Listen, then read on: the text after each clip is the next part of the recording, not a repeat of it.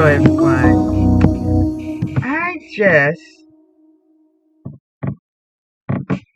read heard on a video that the National Urban League has ushered a warning that Black people in America is in a state of emergency. That's mighty strange that when you have a state of an emergency, where's the flashing lights? Where's the writing on the bottom of the screen? Where are the Black leaders screaming this out? Well, so how can you call that an emergency? When you on CBS, the president of the National Urban League was on CBS saying that because this madman administration is dismantling so much that was supposed to benefit Black people.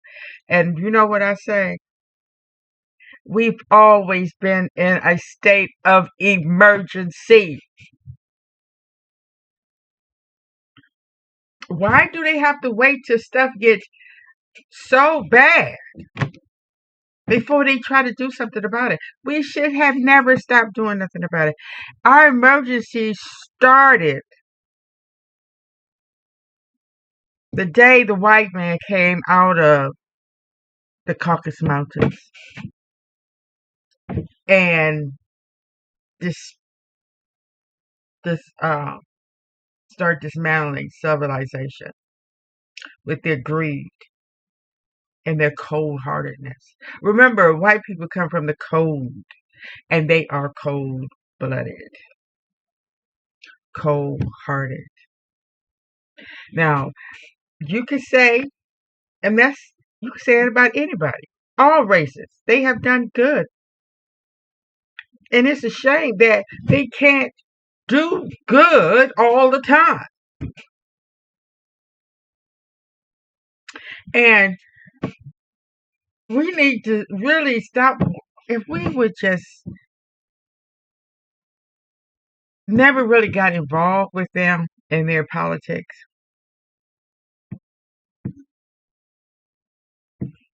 I know it's hard to do, and it's probably impossible to do, but we would be further ahead. We would not be depending on their DEI initiative.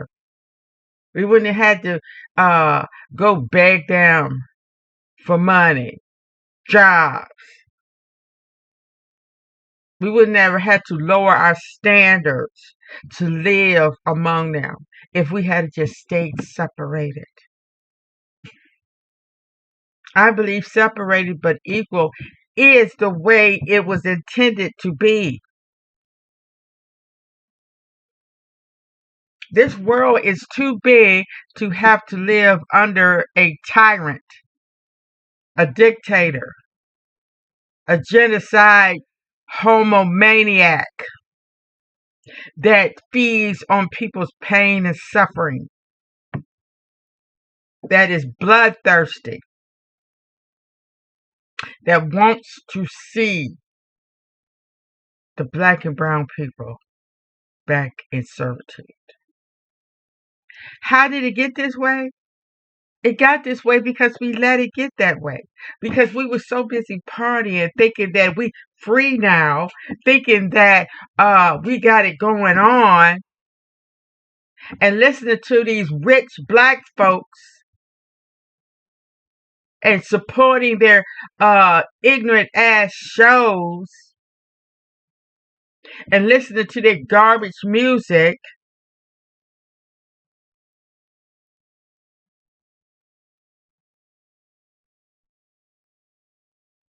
Now they just struck down all our leaders, all the ones that had a revolutionary mindset.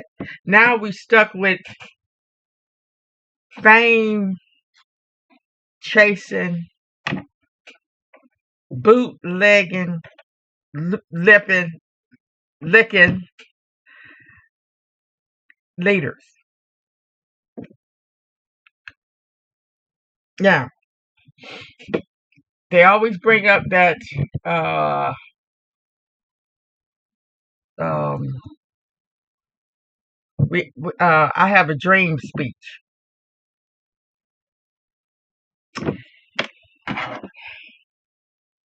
and they don't break it down.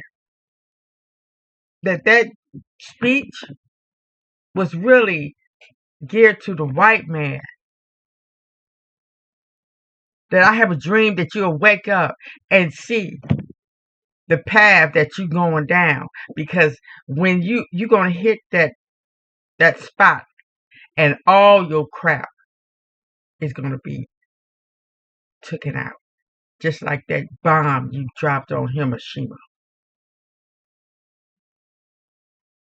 Okay, so as far as that state of emergency, and what, we are just sitting back. Everybody telling us how bad it is. Everybody's telling us we're headed for a train wreck. We run into a brick wall. Because, see, that's what they do. They just sit there, look at you, run into the brick wall, and say, oh, I knew it.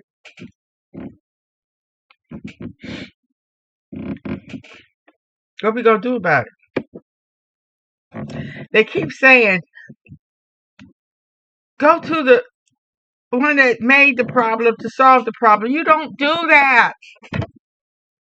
We've been trying that for years. I was just reading about the Pepsi versus Ferguson, I think, or something like that, where about back in the 1880s, this guy who was half black, half white, he bought a first a ticket to a ride in the white people section, and when they found out he had black in him, they told him, no, you got to get back to where the blacks at. And he said, no, he has a first row ticket. And he went to court and he won, because they said that separate but equal, which none of it was equal. Their stuff was always better than the black people's stuff. So,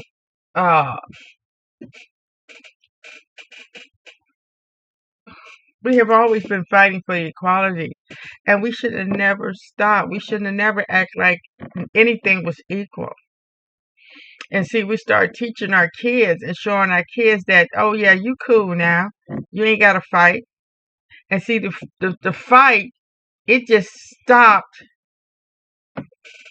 at this people, where it should have been everywhere.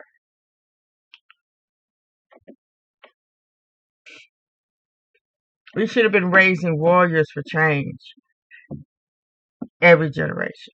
We wouldn't have had all these black men and women in jail on drugs and alcohol. See, my parents didn't drink or drive or smoke.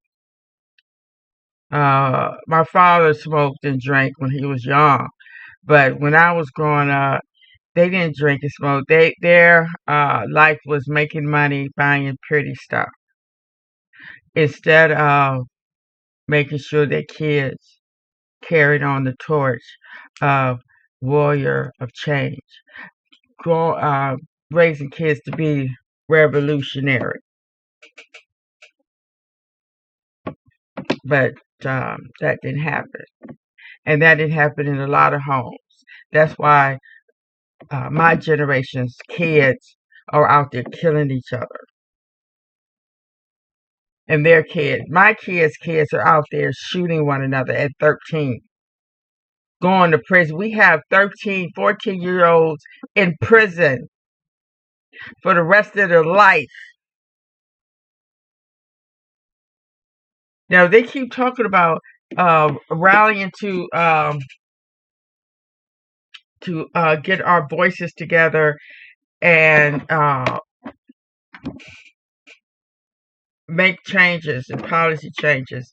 And no, we've been doing that forever. What happened? You had Black MAGAs to help elect a racist criminal, twice impeached, 34 counts of felony, and now he's called a pedophile. And you think it's just like it was in the 19th century. You have blacks out here that will go tell the masters that you're getting ready to run away. So what we need to do is focus on ourselves. We're going to have to do some really internal. We need to ask some serious questions. We need to go back to school. Because we get mad about the wrong stuff. Because they talking about taking Black history out of the schools. They talking about rollback DEI. We shouldn't have never been worried about no DEI anyway. Because if you have to make somebody hire you, if you have to make somebody give you a job or let them into your school, you're still a slave.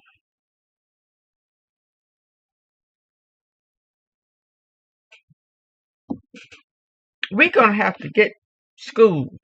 And we're going to start building our own. We're going to have to make our own Black nation. We need our own army. We need our own protection. Because we keep making that same mistake, thinking that they are going to help us. No, all that stuff that they put in place, all those policies and all that stuff, they can take it back.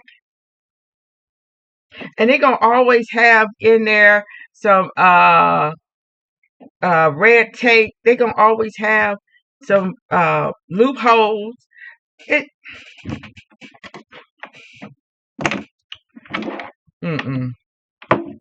Now, when we got that discrimination thing, and people that's handicapped, they start getting rights where people had to make accommodations, which is it's there shouldn't even been a problem. If you're in a wheelchair, you should have some kind of way of getting in a building. So, and that's what I'm saying. If we got to make these people be human, we need to leave them in their alien world. The emergency is we are still in an emergency. And we need to start getting out in our neighborhoods and sound the alarm 24/7. And I'm telling you, I went to an old neighborhood and I was shocked. I was hurt. I was in tears. I was like, oh my God, what has happened to this neighborhood? It looked horrible. The same old abandoned buildings, trash everywhere. People looked so distraught. I'm driving down the street and I see two Black men walking down the street. Well, one was sitting, one was walking down the street drinking beer. We just don't know how serious the anxiety is being felt in this world. And I do believe a lot of these shootings and killings is directly tied to what this country is going through with this administration.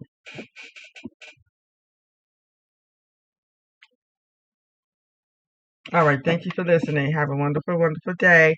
And please comment. Please let me know that you agree or disagree. And subscribe. And thank you for listening.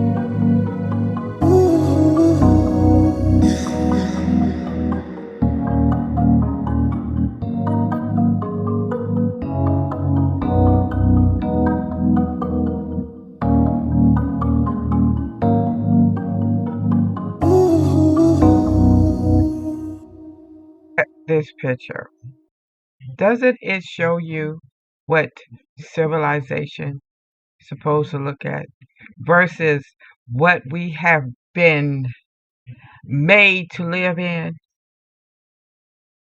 A city full of buildings and concrete. That is not living, that is surviving. To start listening with our ears, not with our heart. And we have to start reading more because everything that they're doing has been written down because they love to have a paper trail so others behind them could know what to do to stay in power.